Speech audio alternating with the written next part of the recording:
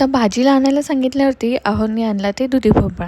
आता दुधी भोपळा कोणाकोणाला आवडतो ह्यापेक्षा जर मी असा प्रश्न विचारला कोणाला आवडत नाही तर त्याची आहे ना जास्त वोटिंग न आवडणारे असेल. पण तुम्ही कधी अशा पद्धतीने बनवलं आहे का? तर हे बघा, जिरं टाकलेलं आहे तेलामध्ये आणि त्यानंतर कढीपत्ता आणि छोटंसं वाटण केलेलं आहे, थोडंसं खोबरं, कोथिंबीर, लसूण आणि मिरची टाकायची आहे आणि ते तेलात परतल्यानंतर दुधी भोपळा आपण बारीक कट करून घ्यायचा आहे आणि तो तेलामध्ये ना थोडंसं असं त्या वाटणामध्ये व्यवस्थित असं छान परतून घ्यायचं आहे.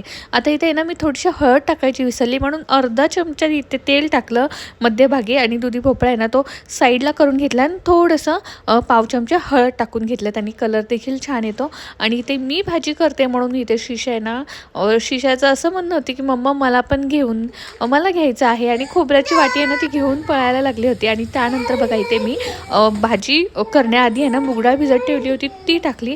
आता आहे ना स्वयंपाक करताना आहे ना मुलांनी जर मध्ये मध्ये केले नाही आहे तर मग मजाच नाही आहे.